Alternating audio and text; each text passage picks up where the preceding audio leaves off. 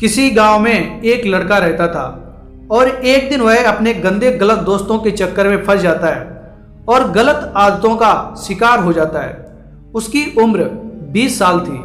उम्र तो बढ़ रही थी लेकिन उसका शरीर नहीं बढ़ रहा था। दिन पे दिन उसकी हालत खराब होती जा रही थी। जवानी में ही उसका शरीर किसी बूढ़े व्यक्ति के समान हो गया। उसके घर वाले उसका ये हाल देख देख के उसके भविष्य के बारे में सोच सोच के बहुत चिंतित रहते थे। और एक दिन वह उस लड़के को किसी अच्छे से वैद्य के पास लेके गए।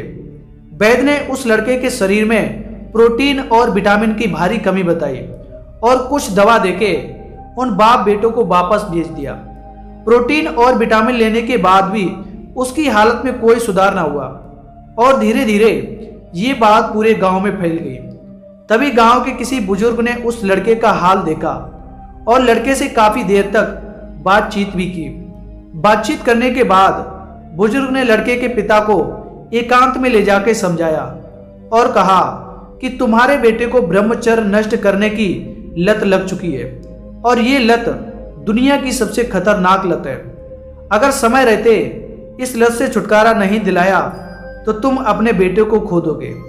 अगर इसे बचाना चाहते हो तो इसे किसी ऐसे साधु संत के पास ले जाओ जिसने अखंड ब्रह्मचारी रहने का संकल्प लिया हो।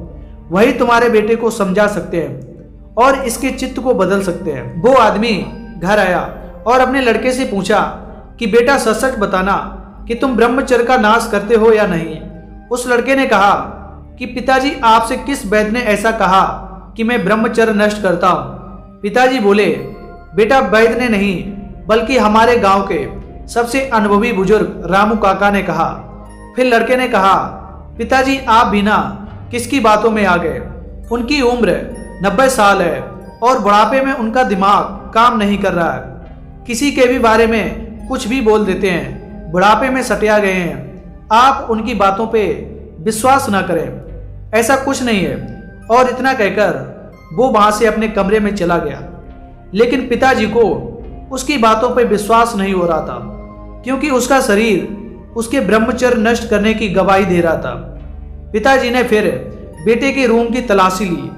रूम में जाते ही एक अजीब सी गंध आ रही थी और कुछ ऐसी अश्लील चीजें मिली जिसे देखने के बाद पिताजी के होश उड़ गए। पिताजी ने कहा बेटा ये सब चीजें किस लिए? तुम्हारी तो अभी शादी भी नहीं हुई, फिर ये इतनी सारी अश्लील चीजें किस लिए? पिताजी का गुस्सा बढ़ता जा रहा था। बेटे ने कहा कि ये सारी चीजें मेरी नहीं है, मेरे दोस्त की हैं। पिताजी चिल्ला के बोले तो सारी अश्लील चीजें ये तुमने अपने दोस्त से क्यों ली? बेटा पिताजी के सवाल का उचित जवाब ना दे पाया, लेकिन फिर भी पिताजी ने बेटे पे हाथ नहीं उठाया और प्यार से समझाने की कोशिश की और कहा कि देखो बेटा मैं जन्म का संगी हूं, कर्म का नहीं। तुम जैसा कर्म करोगे वैसा ही तुम्हारा भविष्य बनेगा।